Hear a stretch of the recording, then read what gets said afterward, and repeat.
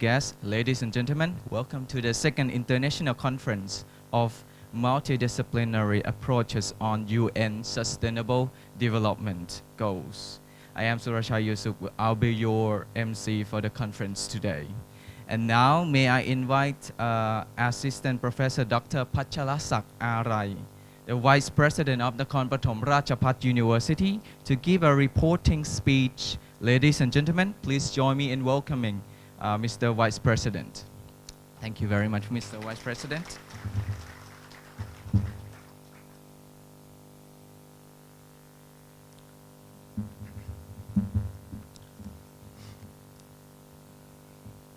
Good morning.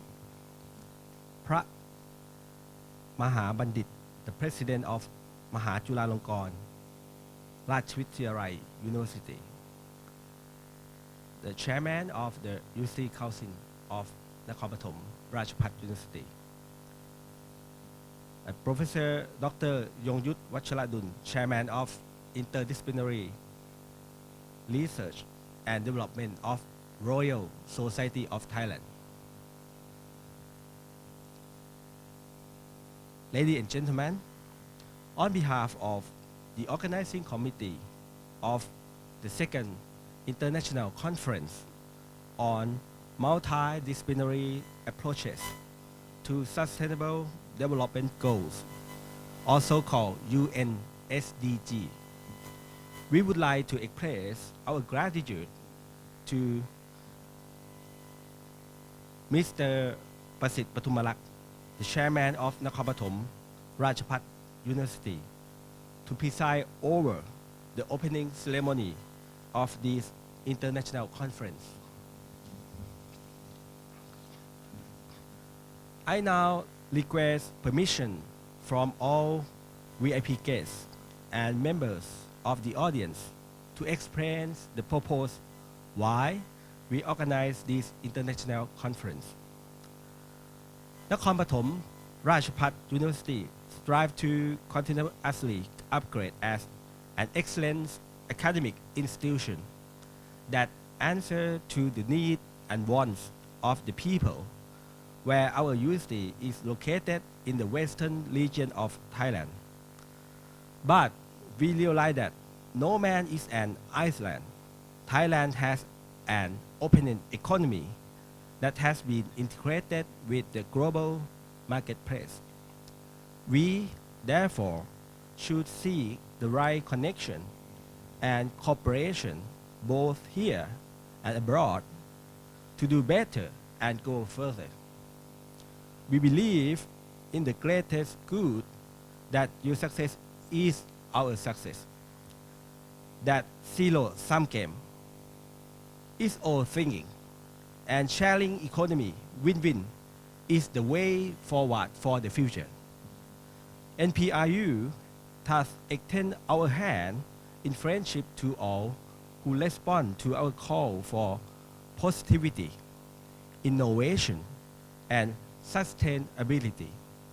We have a strong research and development, which is successfully held the first multinational interdisciplinary academic conference.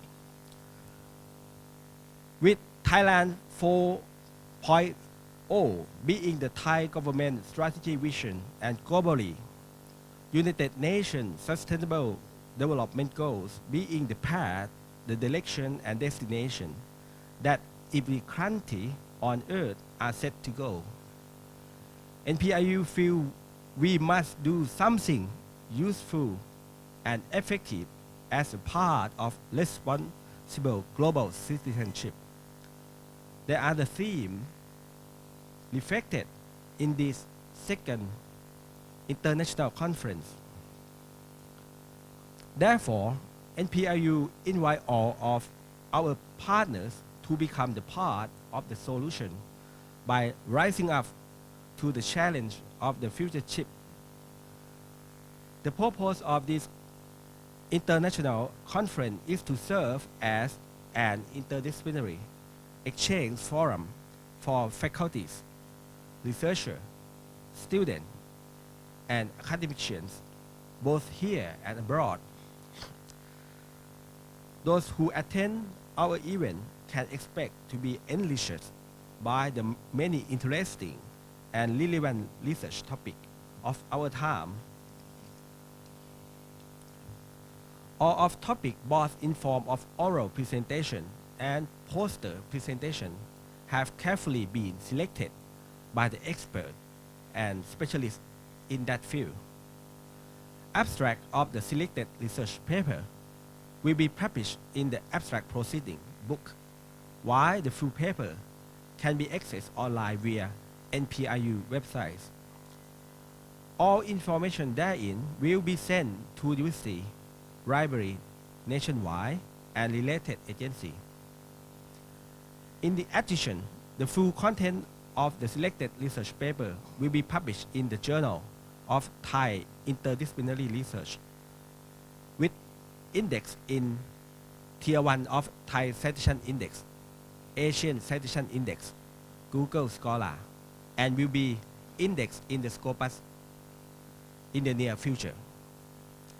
This international conference covers 12 academic disciplines. The first one is Sustainable Development Goals. The second one is Pure and Applied Science. The third one is Electrical Engineering and Technology. The fourth one is Computer and Information Technology. The fifth one is Medical Health Science. The sixth one is Nursing. The seventh one is Humanities and Social Science. And the eighth one is Asian Study. And the ninth is Water Engineering, Groundwater, Hydrology, and Environmental Science. And the number 10 is Hospitality and Tourism Management. The 11th one is Interdisciplinary Research. And the last one, Buddhism for Thailand 4.0. There have been 160 articles submitted for review, out of which 130 articles were selected for presentation in this conference. 107 in form of oral presentation, 23 in form of poster presentation. In addition, there are many 65 agencies and organizations showing interest to present their idea and article. So with amazing array of presentation during this festival season, the organizing committee invite all our academic partners and audience to please regard the timing of this international conference as a celebration of knowledge and our New Year gift for you. I will now return to the microphone back to the MC to announce for the next step of formality. Thank you very much for your attention.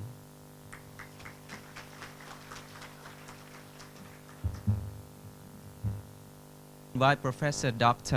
Yongyut Wachaladun, the chairman of the Interdisciplinary Committee for Research and Development of the Royal Society of Thailand, to deliver a welcoming speech. Ladies and gentlemen, please welcome Professor Dr. Yongyut Wachaladun.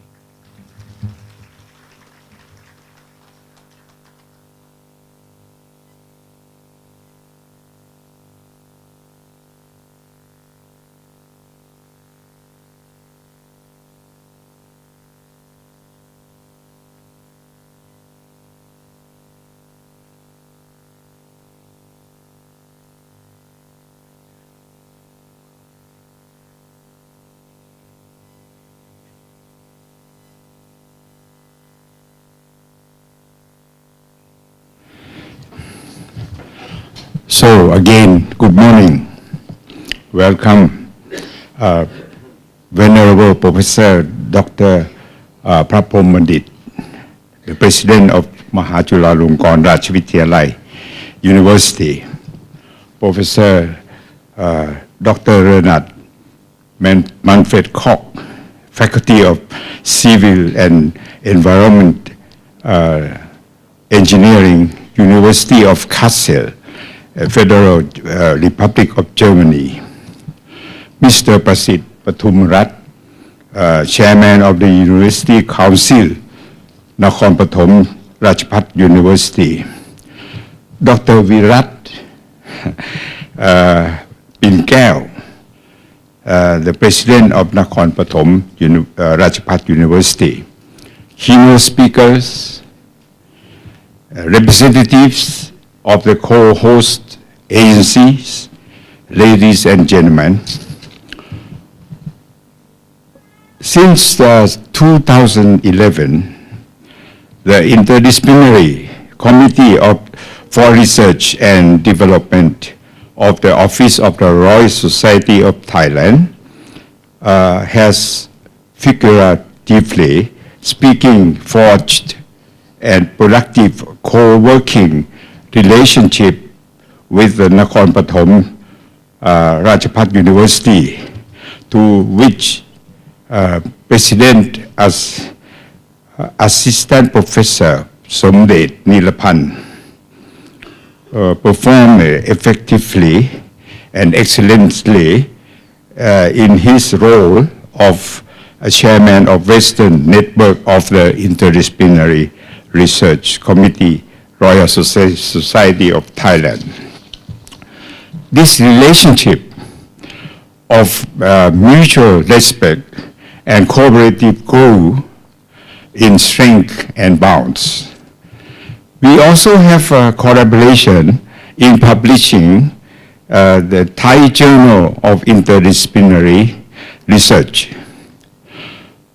Our next issue is up and coming, and with the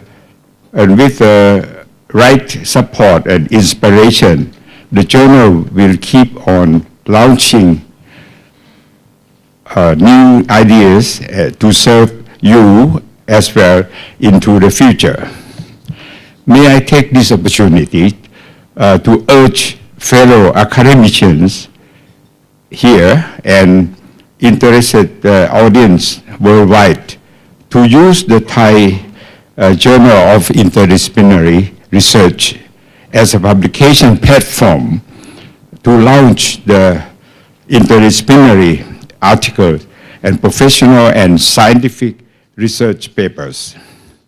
Currently, the Thai Journal of Interdisciplinary Research is indexed in the Tier 1 and of TCI and ASEAN Citation Index. Moreover, during the international conference hosted by Nakhon Pathom Ratchapat University and the Interdisciplinary Committee of the Research and Development for the Office of the Royal Society of Thailand, we are on the look for some article to be selected for publication in the next Thai Journal Interdisciplinary Research. And the chances are it could be one of yours. Finally, I would like to express the deep appreciation to plenary lectures, keynote speakers, all participants, and working staff, to whom success would not be possible without their dedication and devotion to bring about this conference. As the concept of sustainability penetrates and is relevant in all areas of works and life, I therefore urge all of us to collectively make it happen, to transform this international conference for multidisciplinary approach on UN Sustainable Development Goals to be a great success because of the games of the sustainability. It is no longer about winning or losing in the old sense of the words. Sustainable states of minds and the world being interconnected as it is. If you lost, the world lost. But if you win, the whole world also win with you. So let us strive forward for greater goods. As the new year is in soon to be, I wish you all participants a happy new year and memorable stay in Thailand. Let us together form an atmosphere of international celebration for new practical knowledge to make our one world sustainable one, so we can all enjoy longer and longer holiday celebration. Thank you for your attention. Please enjoy your sustainable goals-oriented mission. Thank you.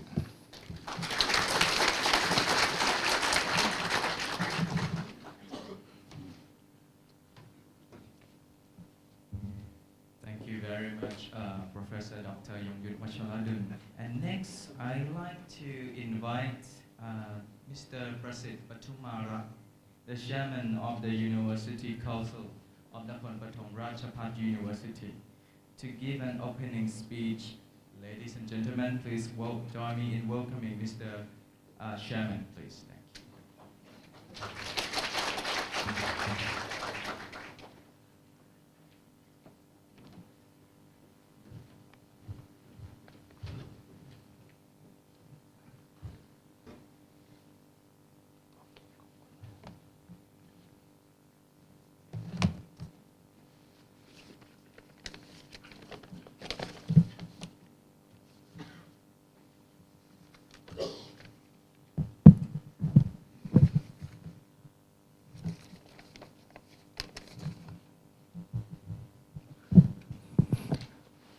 กราบนมัสการพระพรหมมหาบัณฑิต The President of มหาจุฬาลงกรณราชวิทยาลัย University Professor Leonard Malfet Coach Faculty of Civil and Environment Engineering University of Kassel The Federal Republic of Germany Professor Dr. Yongyut Wachaladun, Chairman of Interdisciplinary Committee for Research and Development of the Royal Society of Thailand, Assistant Somdet Nirapan, the President of Nakhon Pathom Ratchapat University, keynote speakers, representatives of the co-host agency, ladies and gentlemen, may I take this opportunity to welcome all delegates and participants to the second international conference by Nakhon Pathom Ratchapat University and the interdisciplinary network of the Royal Institute of Thailand. This year, we place emphasis on the disciplinary approach towards achieving some specific United Nations Sustainable Development Goals. Nakhon Pathom Ratchapat University is proud to host and to co-host this auspicious event in collaboration with 11 organizations, including the interdisciplinary network of the Royal Society of Thailand under the royal patronage of Her Royal Highness Princess Mahachakri Sirinthorn, Loi Ratchapat University, Department of Medical Service, Ministry of Public Health, Mahamongkut Buddhist University, National Office of Buddhism, Faculty of Environment and Resource Study, Mahidol University, Faculty of Nursing, Prince of Songkhla University, Center for Research and Development in community health system. Faculty of Nursing, Konkan University, University of Kassel, the Federal Republic of Germany, Curtin University, Commonwealth of Australia, and the Universitas Pendidikan Nasional, the Republic of Indonesia. The intention of the second International Academic Conference to provide a forum for academicians and professionals from various subject areas the chance to mix and mingle, leading to more cross-disciplinary research studies, leverage from the network that we form to improve upon our work and help other people expand their knowledge in the most profound and practical manner possible. The world in 2017 and soon to be 2018 keep changing more and more rapidly than ever before. Citizens not only have to adapt our work and lifestyle to the seasonal change, like from summer to winter, from Songkran to Christmas.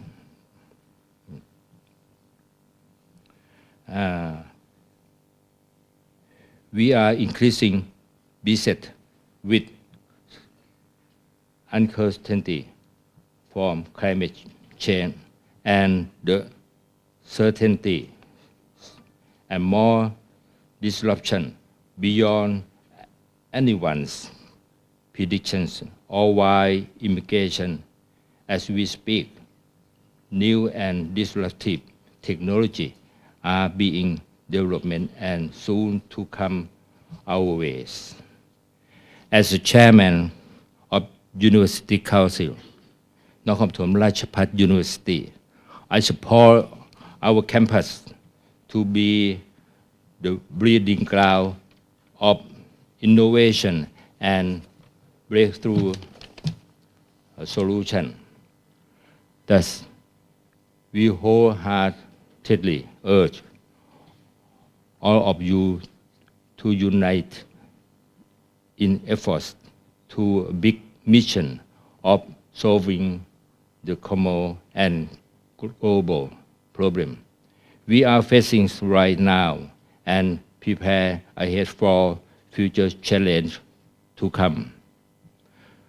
The conference theme this year is to find innovative ways to be stronger, more effective together with interdisciplinary approach to attain multidisciplinary approach on UN Sustainable Development Goals.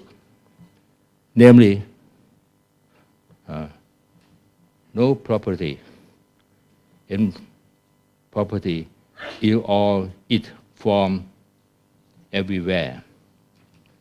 Zero hunger and hunger achieve food security and improve nutrition and promote sustainable agriculture, good health and well-being, ensure healthy life and promote well-being for all at all ages.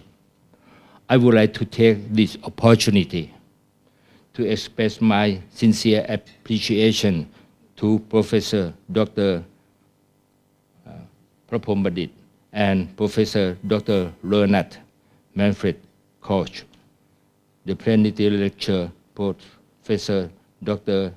Yongyut Vachaladun, co-host, many distinguished international and Thai academicians who are here to present their important research works.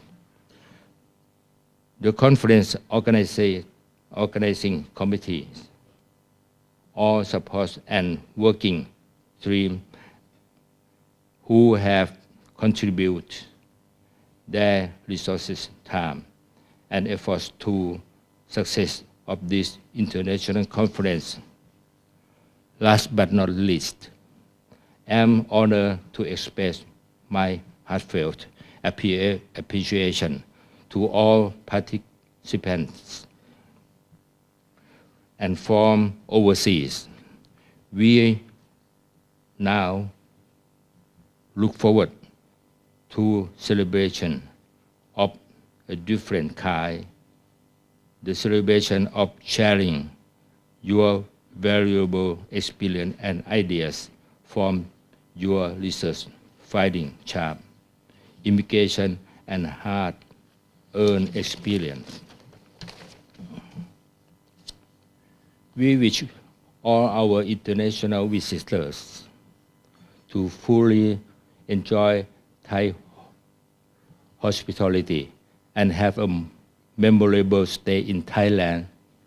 Meanwhile, I now declare the official opening of this international conference and let the real joy of knowledge sharing begin. May you all the English with ideas to transform for our world for the better and for the great good of all people, plants, animals, and the planet as a whole. Thank you very much for your attention.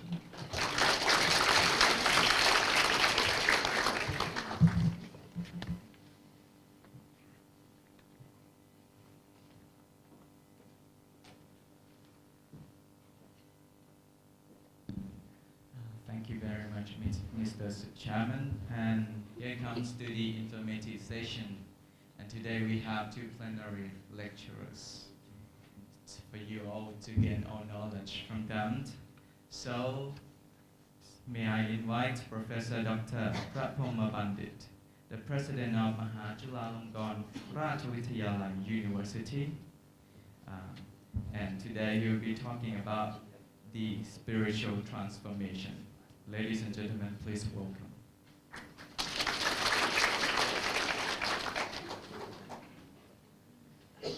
Professor Dr. Prapoma Bandit graduated from the University of Delhi, India, where he obtained the diploma in French and MA.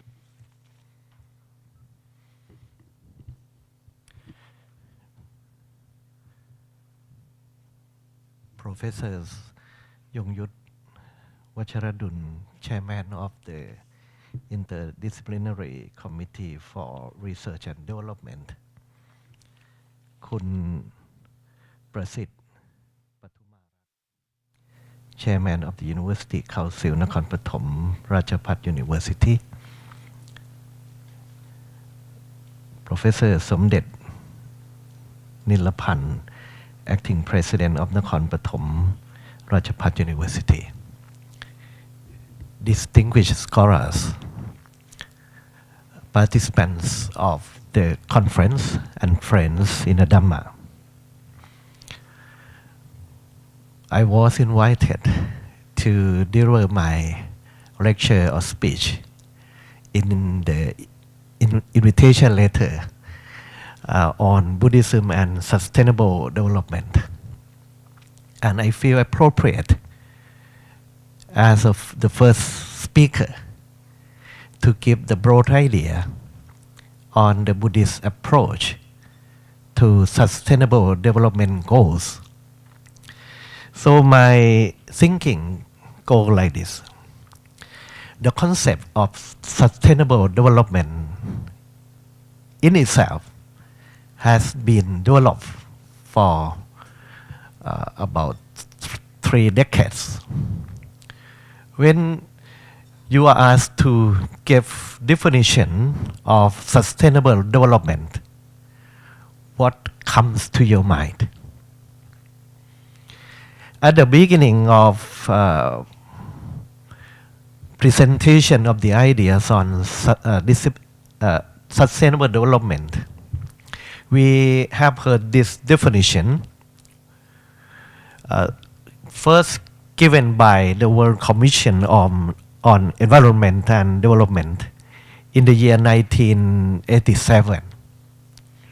And this definition seemed to be popular.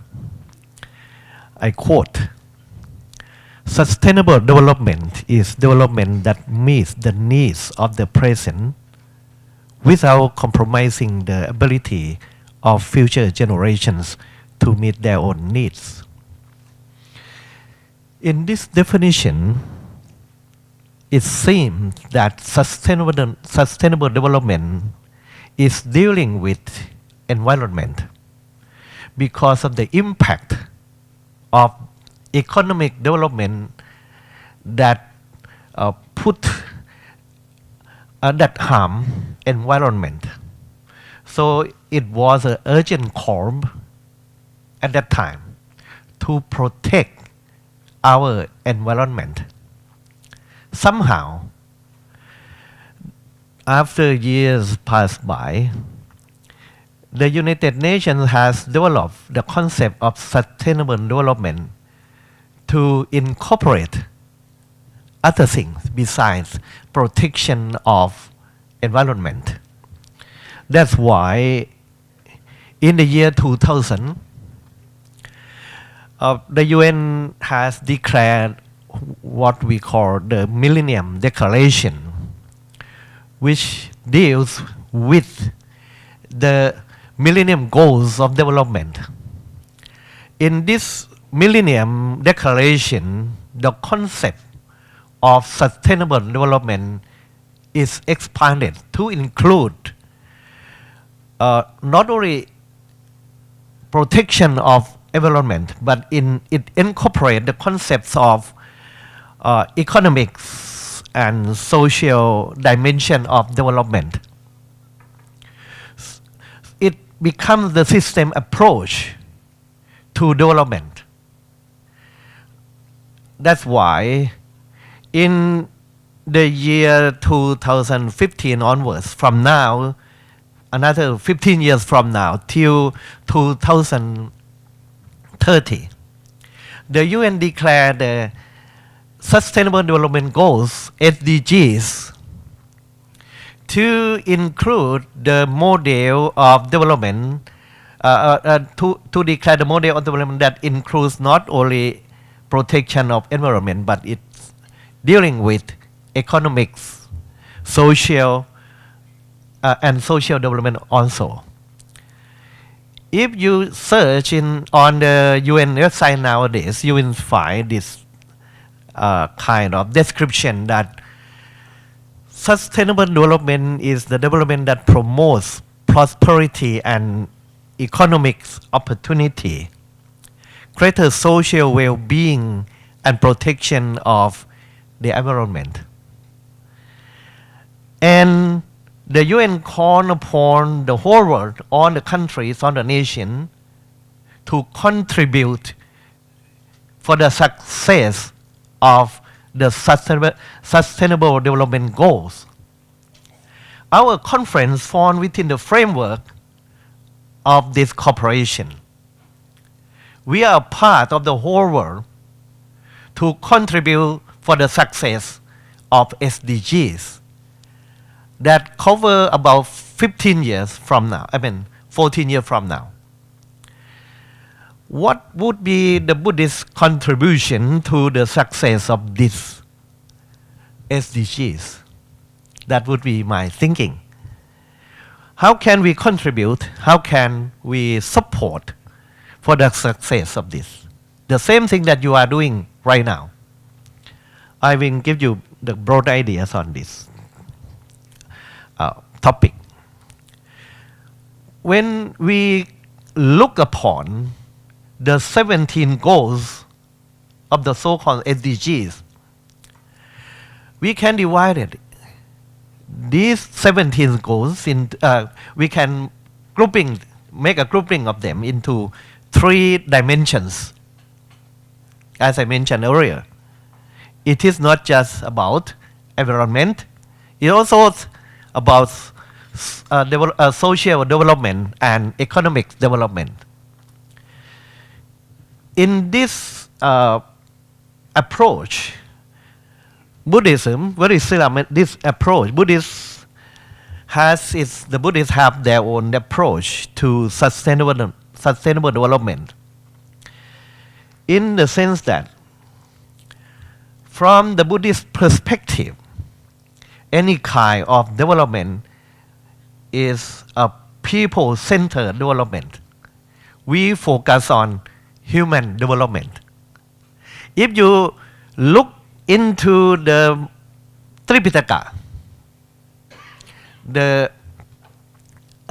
text, the Buddhist text, Buddhist scripture, the term which in Pali, in original Pali, Buddhism in Thailand is Theravada. The language of the scripture is Pali.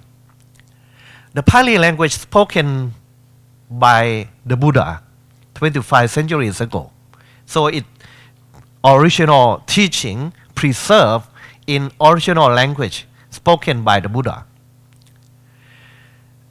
The term development in English translate from, if we try to find the concept of development in Pali, it is bhavana. Bhavana is development. And in the scripture, the main theme on development is about bhavana of a person, development of a man. So it is a people-centered idea of development, starting from inside our mind. And the way that we try to develop a person should be a middle path, which is quite well known. It is Majjhima Patipada in Pali, the middle path to development. And the way of administration of the brain should be a balanced development in bhavana. When we take into account of this approach, we have to understand that human development is the main concern for the Buddhists. We, the Buddhists, look at a person, as a man or woman, as a whole person, comprising of two factors, mind and body. When you develop society, develop a person, pay attention to both the components of a person, pukkala, mind and body. And mind and body are interrelated and interconnected. If you neglect one component, it will affect on another component. Develop too much material aspects of a person, that is your body, is not enough. You have to pay attention to your mind. Mind and body is called Namarupa. It's a whole, not a part. A whole as a person, Pukkala, Namarupa, comprising of two components, mind and body, and it is dependently originated or related according to the law of dependent origination, Paticca Samuppada. That is the sketch framework of the Buddhist ideas. We look at a person as a whole, not a part of nature or anything. We have dignity to be a person, to be respected. That gives us the middle path to development, Majjhima Patipada. It means you avoid the two extremes in development. If you emphasize the strategy of development only in the material aspects of a person, that is, you fall into one extreme. We call Kama Sukhalika Nuyoka. It is falling into sensual pleasure, one extreme. If you just ignore the bodily aspects of the person, just try to develop solely the spiritual one, the mental one, you fall into another extreme we call Atta Kilamatha Nuyoka.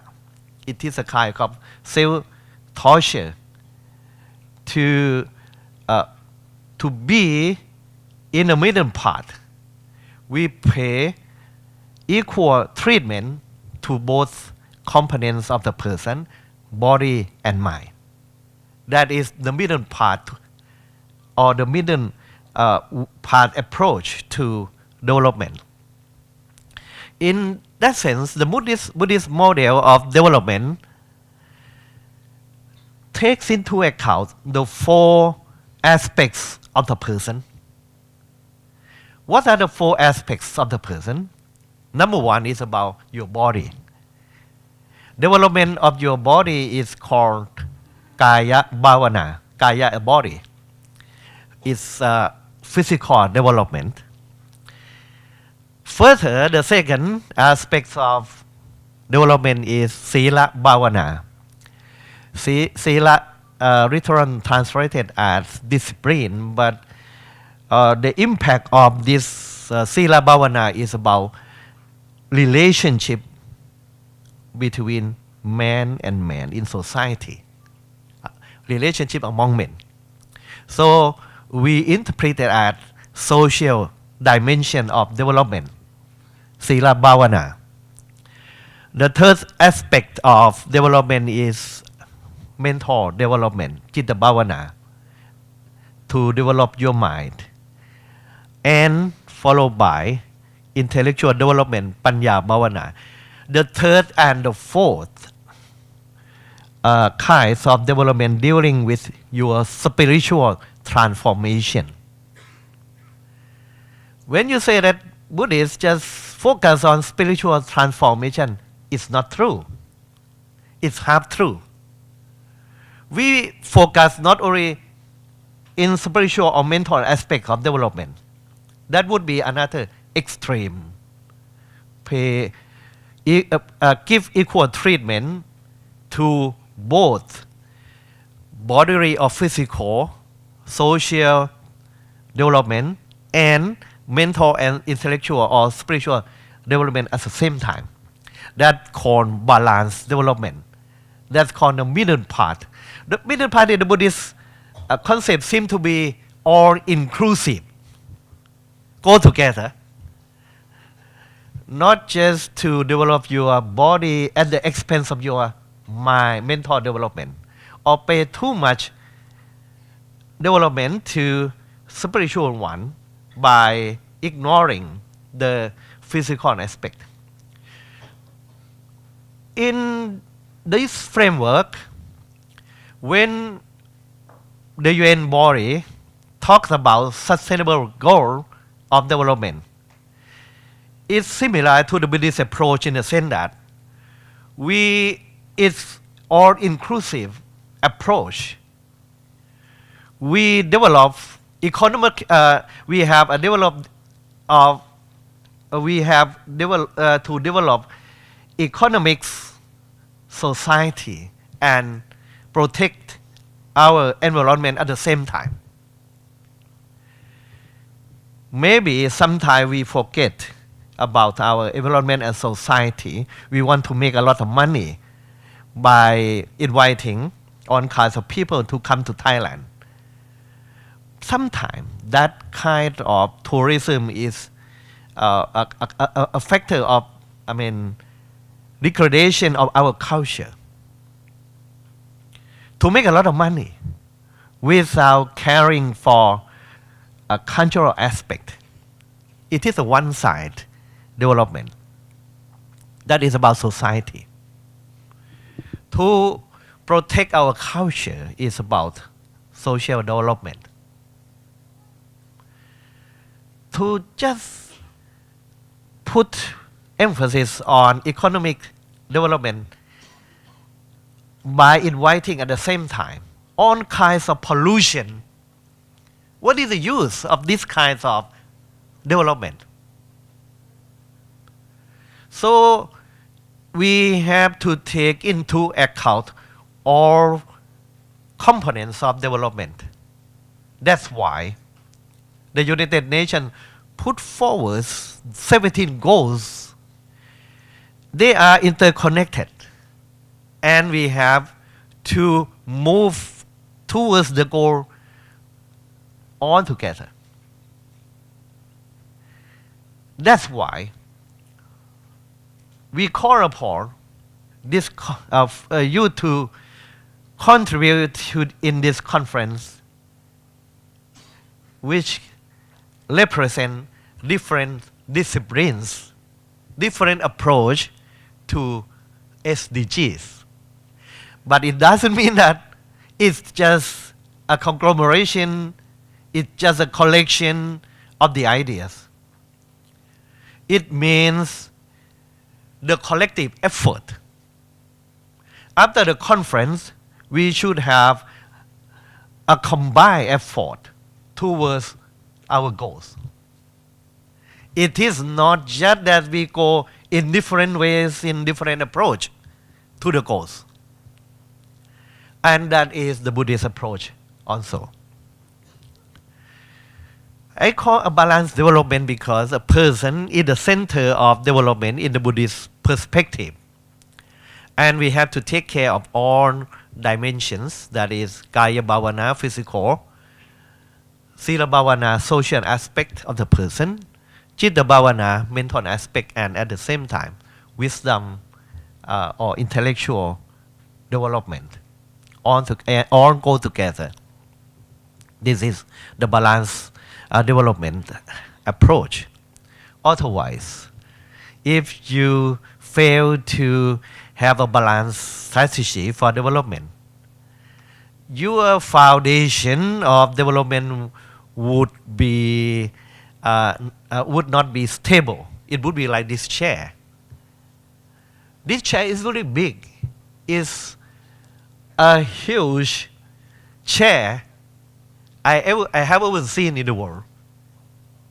It created and located in front of the office of the United Nations in Geneva. So I have opportunity to visit this office of the UN in Geneva. It's meaningful, this chair means if your approach to development is not inclusive, your development is not stable, not sustainable, it would be like this chair. So be careful. To have the first aspects of development, that is physical development, in the Buddhist approach, it is about the development of the body and physical well-being. No doubt, when we talk of Kaya Bhavana, we think of economic developments.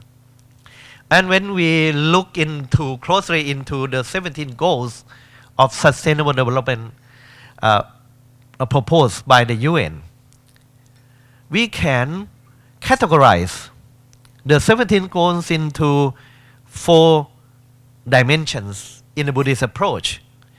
Of the people, especially of the kids in Africa, African countries, some African countries.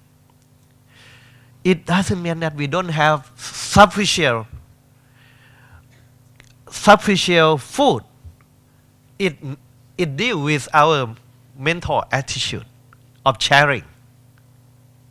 We not want to share our richness. We are maybe because of unequal distribution of wealth in the cause of hunger. When we change our mind, our attitude maybe number 1 and number 2 goals are easy to achieve.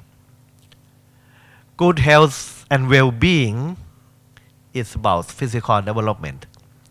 clean water and sanitation, goal number 6. Affordable and clean energy, goal number 7. Decent work and economic growth, this is about economic direct connection, industry innovation, and infrastructure, goal number 9. And number 10, reduce inequalities. It means reduce unequal distribution of wealth, of income. That if we keep that in our mind, the first thing that the Buddhists have done a lot to contribute towards this 8th goal is known as Buddhist economics. Buddhist economics is the key term that enable the Buddhists to contribute for the success of the physical aspect of development in SDGs. So I call upon you to pay much attention to the concept of Buddhist economics. And we have developed the idea Buddhist economics for the last 3 or 4 decades.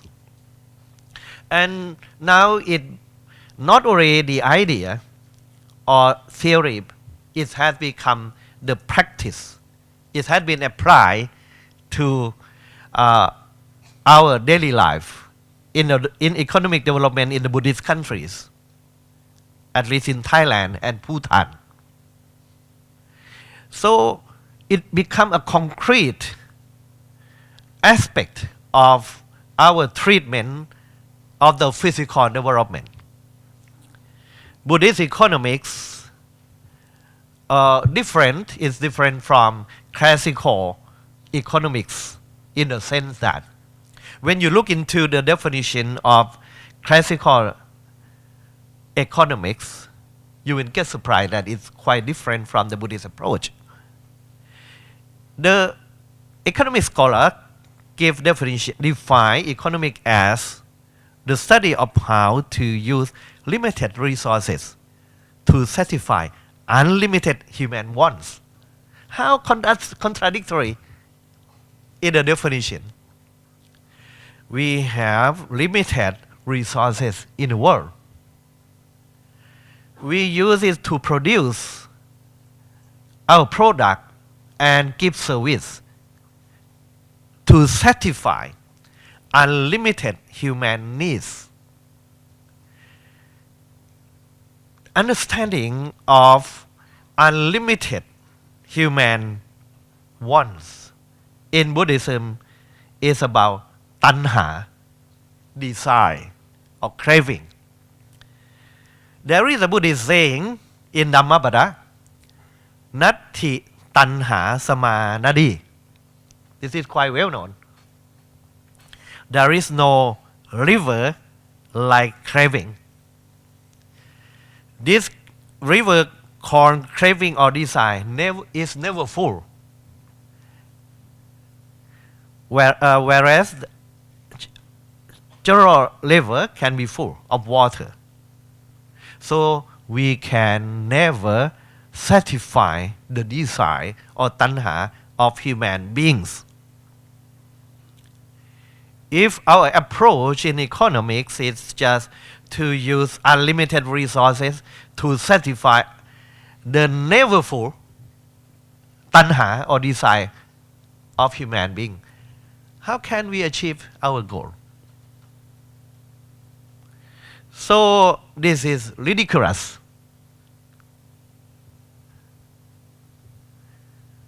What to do? It's mentioned by Mahatma Gandhi on this particular aspects of economics. He said, Earth provides enough to satisfy every man's need, but not every man's greed. Greed is desire. We have to rethink about our approach to economic development. What the aim of this kind of development? To satisfy the need or satisfy man greed, which is the goal which is not attainable. When should we say enough? Rich get richer, poor gets poorer. Why it means that? We should remodel our strategy in economic development. One contribution comes from Buddha's teaching. We call this framework as Buddhist economic. The principle of Buddhist economics cover two aspects. Number one, less is more. And number two, small is beautiful. Less is more means less consumption with more happiness. Your happiness comes from your mind. You have to learn to be satisfied with less consumption. Not just to provide the material, foods and service to you all, but how to be content with less consumption. And number two, small is beautiful. It concerns with production. We heard about appropriate technology, appropriate approach to development, not to harm our environment, doing in a beautiful way. These are the principles of Buddhist economics. And in Thailand, these two principles incorporated in our late King Bhumibol Adulyadej. He proposed the philosophy of sufficiency economy in 1974.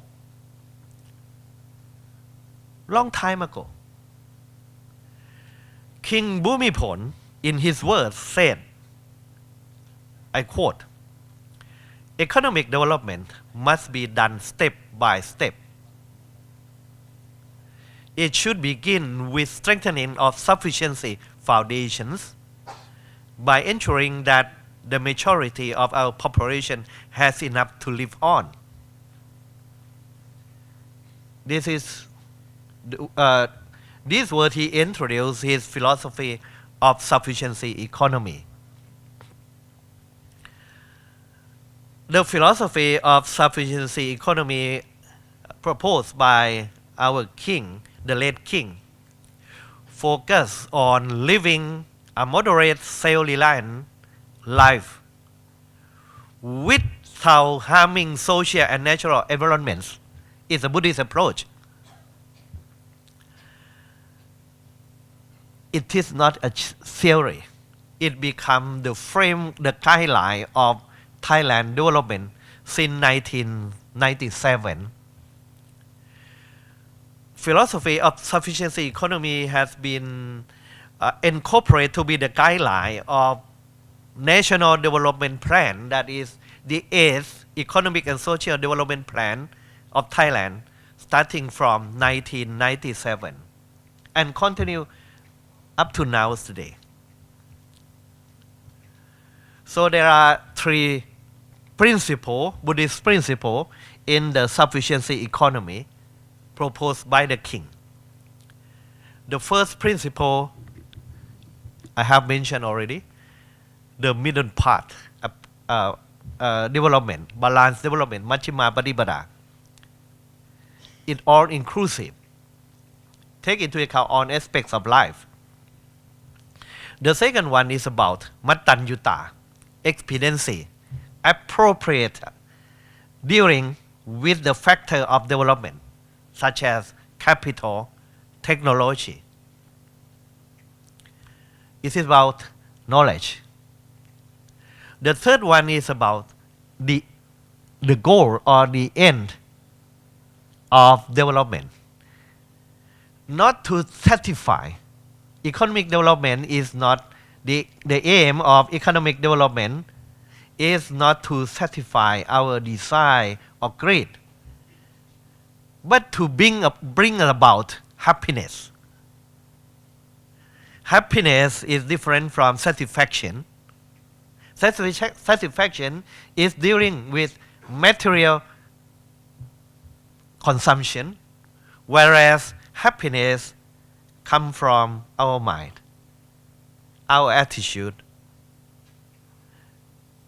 Mental development is paving the way for happiness, sukha. There are 4 kinds of happiness in economic achievement mentioned by the Buddha. In Pali, is the first is called Ati Sukha.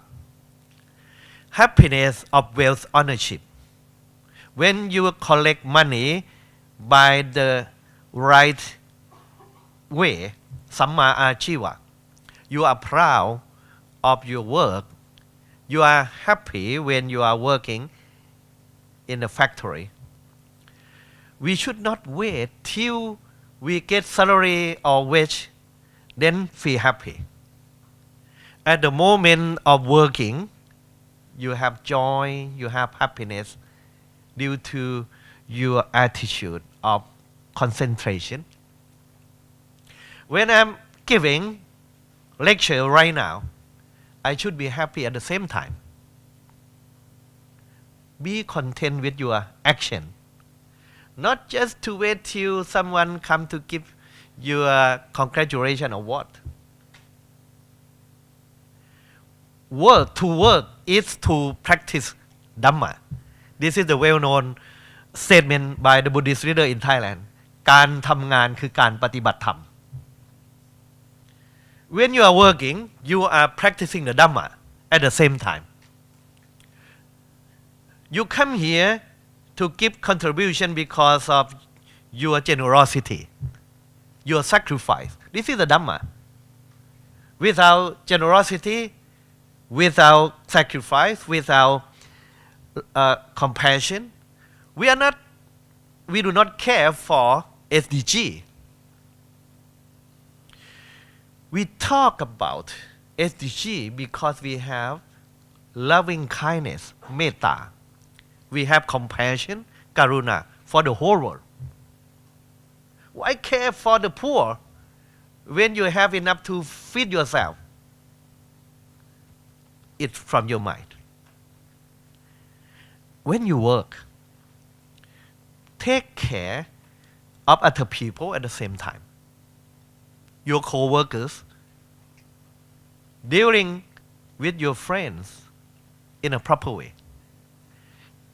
Giving lecture in your class with compassion, with loving kindness to your students. That is happiness. It doesn't mean you have to wait for the new position given by the president or waiting for the salary, raising of the salary. No. Ati Sukha, the first happiness at the moment of working.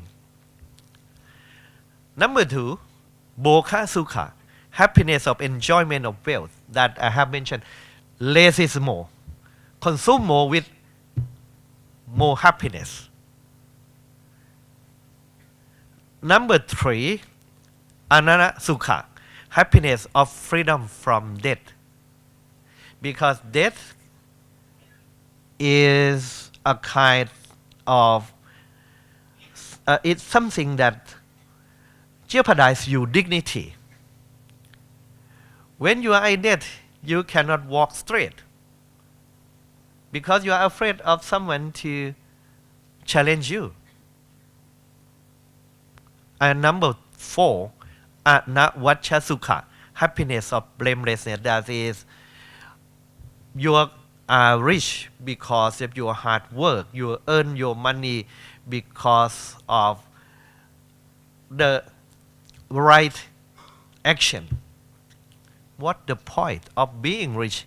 Because of the drug selling, because of corruption, abusing of your power, or harming environment. So take into account the the end or the goal or objective of Buddhist economics is about 4 kinds of happiness. To achieve, to realize this happiness, you have to look into the means to the end. It should be the right means to this end. Our king emphasized on the Buddhist approach to economic development. He called sufficiency economy. And because of this approach in economic development by our king, he was awarded in the year 2006 by the United Nations. It's called Human Development Lifetime Achievement Award, presented by the then Secretary General of the UN, Kofi Annan. In the citation read by the Secretary General at that time, it said that this is in the words of Kofi Annan, talk to our king. Your Majesty's sufficiency economy philosophy, emphasizing moderation, responsible consumption, and resilience to external shocks, is of great relevance worldwide. So the impact of sufficiency economy is recognized by the world body.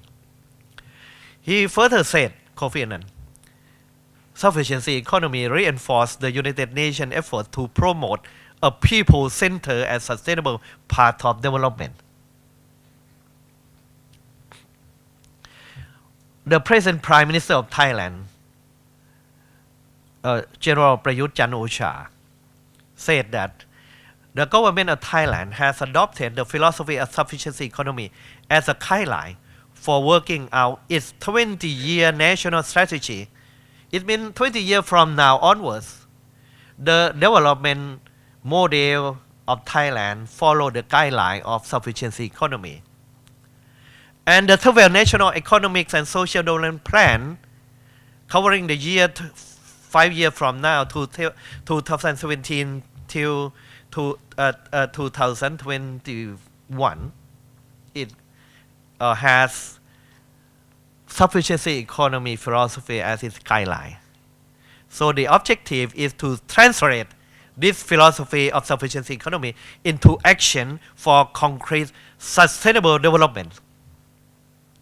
So Thailand believes that to achieve the SDG goal, we follow the sufficiency economy, which is the guideline for our development.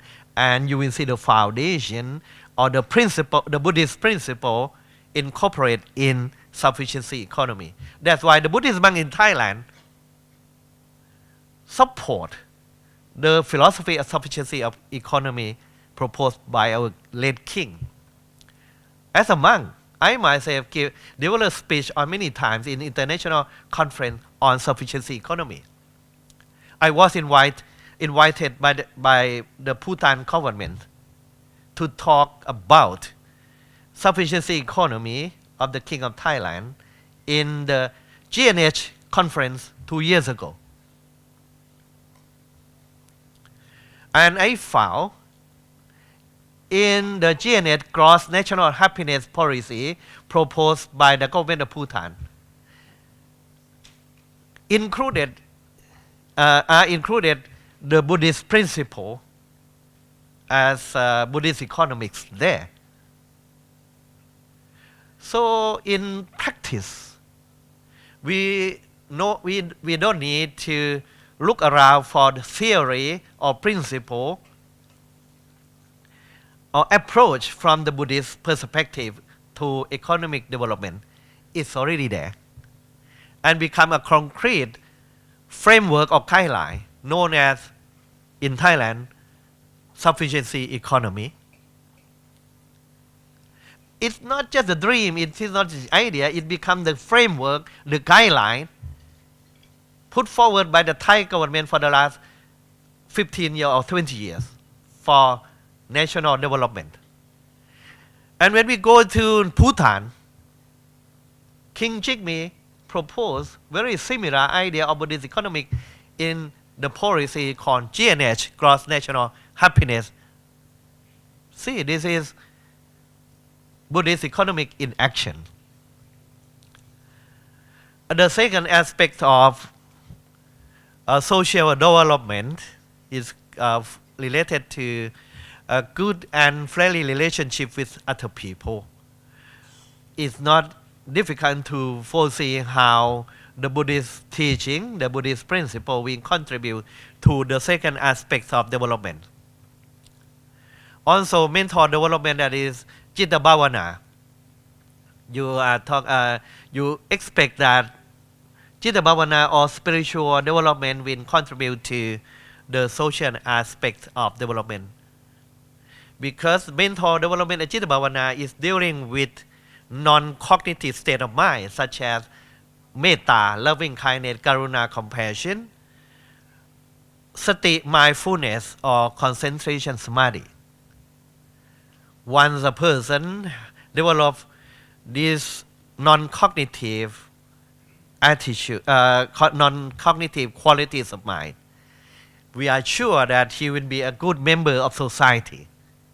He will contribute to society without coercion. It's a free choice.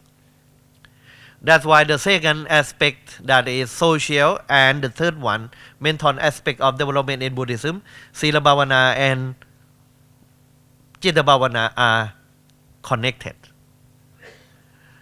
In the Western world, they call upon EQ, emotional intelligence. Nothing else. Mental development by means of meditation, mindfulness, conducive to social relationship. When you talk about self-awareness, in emotional intelligence comprising self-awareness of your emotion and management of your emotion, that is about mindfulness, sati, how to deal with your emotion, how to control your mind, is a mental development. When you expand this control, self-control, to control of other, awareness of other feelings or other emotion, you pay attention with mindfulness to the other feeling. It is emotional awareness of emotion of other people. If the other people are angry with you, how to calm down their feelings? You manage to speak a beautiful words to calm down, to manipulate. That is self, and that is other management in EQ. So EQ, emotional intelligence, has a foundation in meditation. This meditation tradition lasts for more than 25 centuries. Develop the proper methodology for mental development, EQ, which is the foundation of social relationship. How can you talk about giving dignity to women when a man is self-centered, it's egoistic, it's careless, has no compassion, dealing with his mind first? So falling in this social and mental development, I found 4 SDG, 4 goals in sustainable development. Goal number 5, gender equality. Goal number 11, sustainable cities and communities. And number 16, peace, justice, and strong institution. And number 17, partnership for the goal. Number 17 means we have to cooperate for the success of the SDG, not to compete. We combine our effort. we come together to this for that purpose. That is, we are doing to achieve right now. Our effort is to achieve directly to achieve the goal number 17. Mental development paved the way to social unity and equal treatment to women. The key word is peace, peaceful coexistence, justice, harmony, equal treatment to women is about peaceful coexistence, living together in peace. So the concept of peace in Buddhism is very important here. What is peace? We can give two kinds of definition to the term peace. The first is negative approach. Peace, what is peace? Peace is the absence of war and conflict. When there is no war, no conflict, no competition, it's about peace. Somehow that is not enough. We need a positive definition. What is there in peace? Is the presence of unity, harmony, freedom, and justice. That is peace. If we have these two kinds of approach to peace, then the Buddhist is religion of peace. The Buddha said, Natti Santi Parang Sukhang, translated as peace is the greatest happiness. The summum bonum, the goal of Buddhist practice is peace, Santi. Peace of your mind is the internal or inner peace, peace of your mind, Achata Santi. Peace in society, peace with your neighbor is outer peace, Bahida Santi. Not only peace, you have peace, develop peace with your neighbors, with other members of society, but also peace with nature. Not to destroy environment, but to protect environment is Bahita Santi, outer peace, peace with nature. So there are three levels of peace in Buddhist approach. Number one is the inner peace, peace of your mind. By meditation practice, as I mentioned, purify your mind.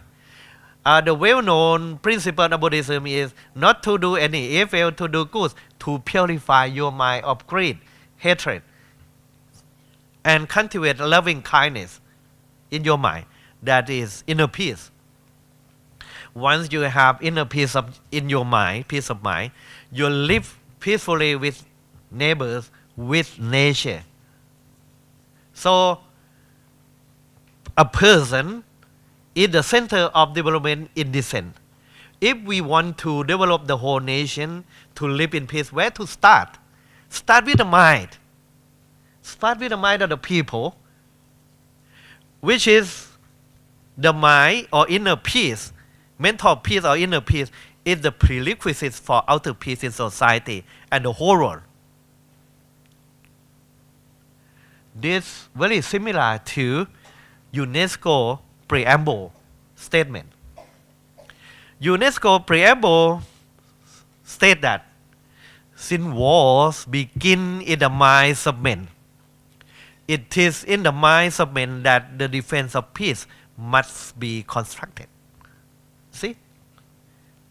UNESCO statement reflect the Buddha teaching on peace or santi, starting from your mind. And Buddhist culture of peace, well known in the Buddha verse, Nahi verena virani sammanti tha kutha janang.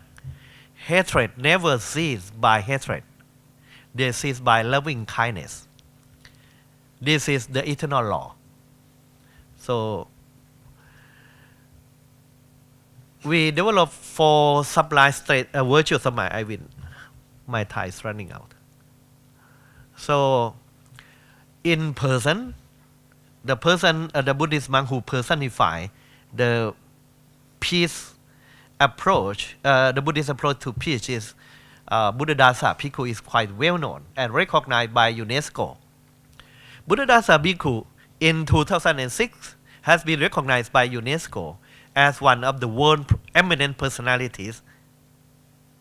That means his work on peace has been recognized by UNESCO. Buddhadasa Bhikkhu. This is the monk. He is a well-known scholar in Thailand. In his life, the UNESCO citation about his achievement is that Buddhadasa Bhikkhu is a pioneer in the promotion of interreligious understanding through dialogue. His effort recognized by the UN. And he declared, Buddhadasa Bhikkhu declared his life mission is to strive to achieve 3 goals. Number 1, he strives to realize the heart of one soul religion, that is his openness. He wants the followers of all religions strive to realize the heart of their own religion.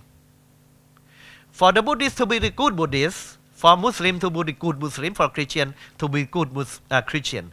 Then once we are good follower of religion, because we realize the heart teaching of the religion, we become the good citizen of the world. That is his mission, number 1. Number 2, strive to help each other, pull ourselves out from materialism. That is the one-sided development of society. Just focus on economic or material development is not enough. Materialism means you fall on the trap of satisfaction of your desire. Don't you forget the happiness aspect of your life. Number 3, try to create mutual understanding among all religions through dialogue. Throughout his life, Buddhadasa Bhikkhu worked towards this goal. It became his life mission and his work recognized by UNESCO. I come to the last aspect of development is called intellectual development or Panya Bhavana. Is development of the cognitive aspects of mind. For example, it's the wisdom or insight that we should develop. It's generally known as development of your IQ, but which is not enough in the Buddhist aspect, Buddhist framework. Intellectual development fall into this goal number 4, quality education. The UN explained the quality education as ensure inclusive and equitable quality education and promote lifelong learning. If the Buddhists want to contribute to achieve this goal, we have to pay attention to the concept of treatment in Buddhism. The Buddha divided the group of people in the world into 3 groups, categorized into 3 groups. Number 1 is Anda Jakku, a blind man. Number 2 is Eka Jakku, a man with sight of 1 eye. And number 3 is a group of person we call the Vijakku, a man with sight of 2 eyes. Eyes is about knowledge and wisdom. If a person has no knowledge, that is to make a living, he's blind on 1 eye. If he has no eye on ethics, on the Dhamma, on religion, blind with another eye. That is the first category. If a man just have a good knowledge of science and technology and make a lot of money without caring for people, without virtue, without Dhamma, that is called a man with 1 eye, which is not a perfect man. Buddhism wants education to develop a man to become a perfect person, a perfect man. perfect man is the Vijay who has two eyes, eyes of knowledge to accumulate your wealth, and eye of wisdom how to live a right way of life. What is the difference of knowledge and wisdom? When we are talking of spiritual development, it's not about development of knowledge. It's about development of wisdom. What is the difference between knowledge and wisdom? Most of the educational institutions in the world focus on knowledge development, not wisdom development. What is it?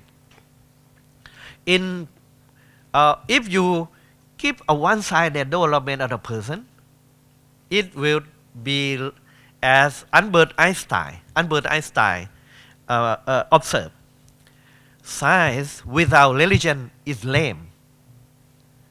Religion without science is blind. It is a one-sided development, not balanced development between science and religion. When science pay attention to knowledge, religion develops wisdom. What is it? In the Buddhist framework, knowledge is known as sutta. The knowledgeable person is Pahu Sut, well versed in academics. Knowledgeable person. What is knowledge? In university education, we provide new information to our student. New information, new knowledge. And the student, once they receive information from us, they have their own framework, their own thinking. So it's a mixture of information and thinking in the mind of the student to perform, to act in the future. That is knowledge. So definition of knowledge is information plus experience to act upon. We come here to accumulate knowledge from our colleagues, new information on SDG. And we hope that when we return to our university, we can deliver our lecture, we can act towards the goal of the UN. See, that is knowledge. What is wisdom? Wisdom is called in Pali, Panya. Panya is not sutta. Sutta is knowledge. Panya is wisdom. What is wisdom? Wisdom in Latin or even the Western culture is about awareness of relationship. Relationship of what? In Christianity, wisdom is the awareness or realization of relationship between man and God. Man and the absolute truth is about panya. It's about wisdom. In Buddhist framework, ability to realize the inner qualities and to see relationship that is inside is wisdom. When you realize the true nature of a person to be anicca, dukkha, anatta, impermanent, subject to suffering, and non-self or empty of substance, this realization is the outcome of vipassana meditation or insight meditation. It is ability to see the inner qualities of things. Wisdom in science is like this. When I ask you what it is microphone. This is just the outer or external qualities, the shape, form, and color of this object. But if you look deep into the true nature of this material, you go into the state of substance, the state of matter. What is matter? In the scientific explanation, it's nothing but inertia. is atom, which is divided into neutron, electron, proton. It's a quantum. See? Realization of the true nature of microphone is wisdom. And when you look at all the matters, the material aspect in the world, it come from quantum. It come from neutron, electron, proton. You will see the network of inertia in the whole world. No egoistic position, no attachment, no clinking upon no badana. The whole world is the network of interconnected relationship. When we see at the individual aspect, when we look into the true nature of things without attachment, that is one aspect of panya, seeing the true nature of things. And when we see the connection in a relationship of things, that is another aspect of panya. In Buddhism, it's known as dependent origination. Paticca samuppāda, nothing arises in itself. As one professor here said, no man is an island. We have to be connected. We work together. That is in the law of paticca samuppāda. So Buddhist meditation is a kind of meditation contributed to two kinds of wisdom. The first is concentration meditation, samatha bhavana, and the second is insight meditation, vipassana bhavana. Now is well known in the West. Sometimes we are familiar with the second one, vipassana, which emphasizes on development of wisdom. It's a mindfulness meditation. Mindfulness meditation is vipassana bhavana. So for spiritual transformation, it is significant to have two kinds of meditation. I have no time to explain this. I will go to conclude my talk. So mindfulness or state is the key word, a technique for transformation. What is state? What is it is a clear awareness of what is happening now inside you or outside you. If you are aware of what is happening now you have sati or mindfulness. With sati or mindfulness, you observe your mental activity. You will see the impermanence and no core, no entity. You can get rid of your attachment, clinging upon upadana. So pay attention to here and now. That is mindfulness. That is state. And the perfect person spend the life with wisdom. So there is a saying by the Buddha, Panya chiving chivitama hu said dang. The life of wisdom is said to be the best. If you live with wisdom, seeing the true nature of things without much attachment, and see the connection of the world, what happens, you will protect environment. So the four goals in SDG fall in this category. Goal number 12, responsible consumption and production. You care for the world because of your wisdom. Without wisdom, you just develop your selfishness, ego-centered approach in development. So once you transform your mind to develop wisdom, you see the connection of the whole world. You care for other people, care for nature. Goal number 12 will be achieved by your wisdom. That number 13, climate change. It's quite difficult to understand how you're driving a car give the great impact to climate change because the emission of your carbon dioxide. This need wisdom, not just knowledge, to see the interconnectedness of everything. Paticca samuppāda.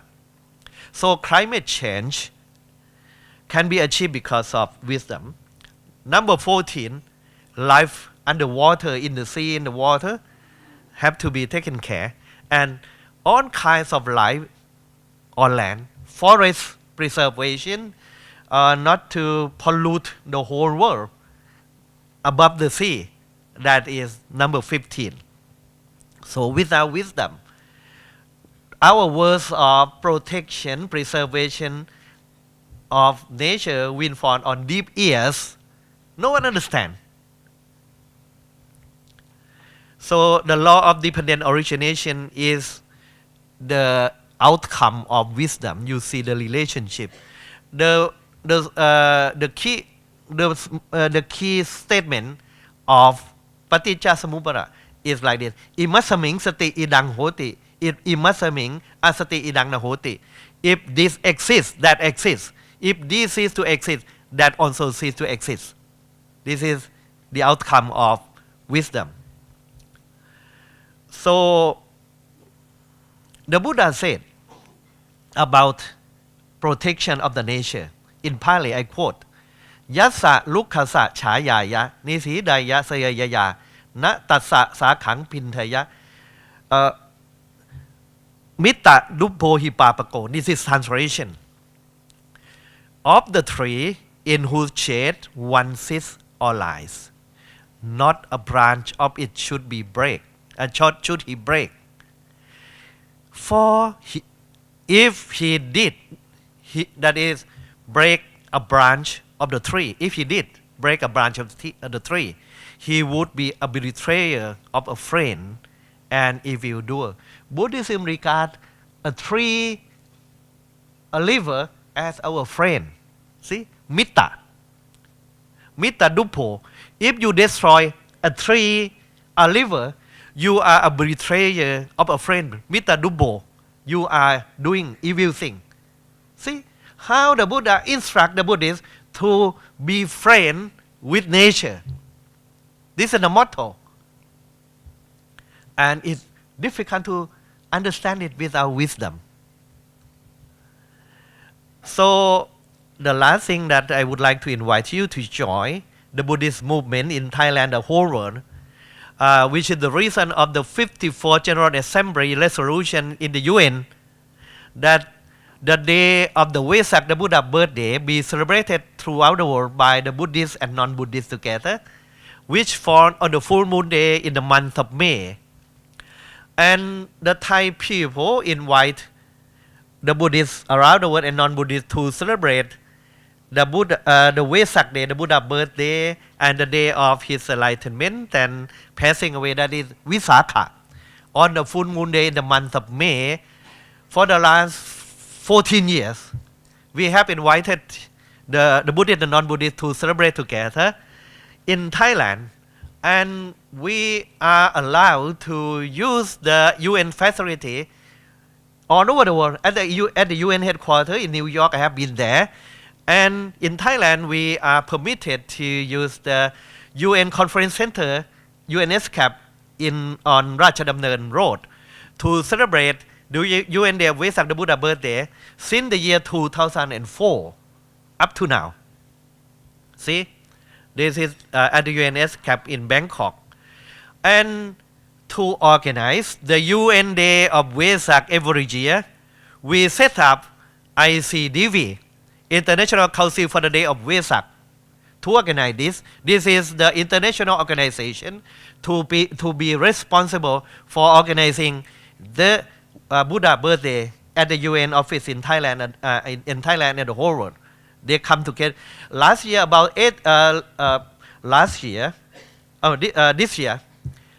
ICDV decided to organize the Vesak celebration in Sri Lanka. I am the president of this ICDV. So we organized the Vesak Day in Sri Lanka. And 3 years ago, we organized in Vietnam. So most of the celebration took place in Thailand. Because of this effort, ICDV, International Council for the Day of Vesak, is recognized by the UN. So now ICDV, my organization, given the consultative status by the UN to be the consultant organization of ECOSOC, that is UN Economic and Social Council.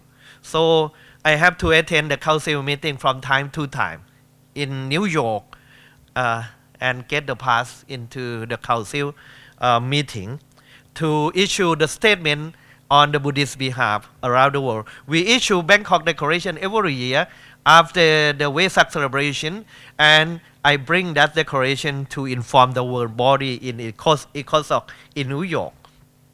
So there are 4 mission statements as recognized by the UN for ICDV.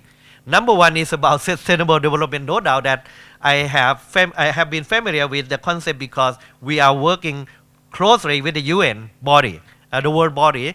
So our mission, number 1 is sustainable development. Number 2 is climate change. Number 3 is about education. And number 4 is peace building.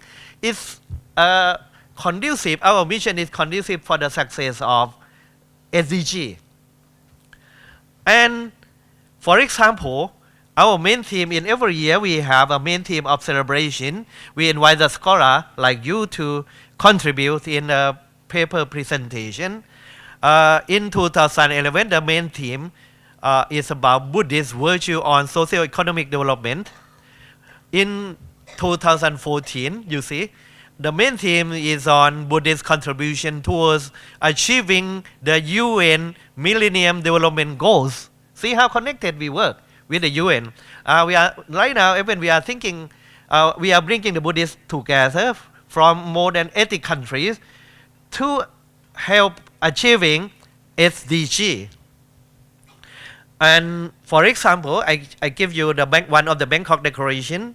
We call upon all the government and non-governmental organizations to strive towards sustainable economic and social development, stressing the need to balance such development with preservation of the environment. And I would say that next year celebration will take place in Thailand. Our university, Mahajulalongkorn Ratchavidyalaya University, is the main organizer. With collaboration, we have make a decision and send invitation letter to the Buddhists around the Buddhist scholars and non-Buddhist scholars to to participate in the next year celebration, which will fall on 25th through 27th of May. The main theme is on Buddhist contribution to human development.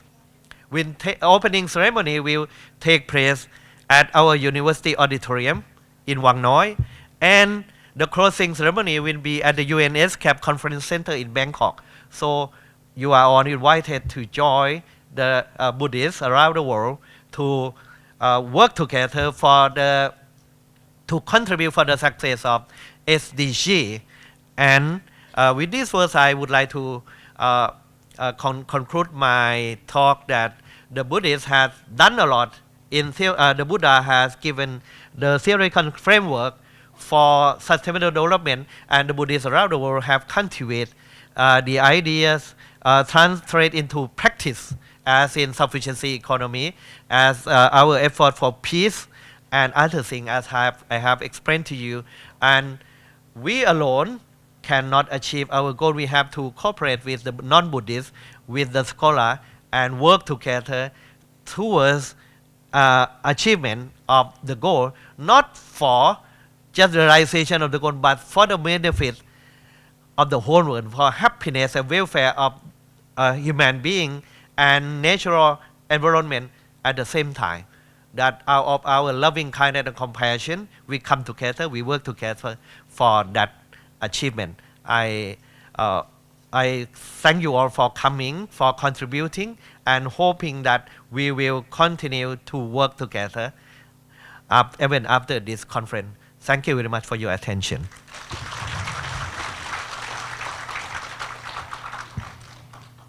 Thank you very much, Professor Dr. Prapama Bandit. And now, to express our thanks, may I invite Mr. Prasid Patumara to present the token of appreciation for his valuable lecture. Please.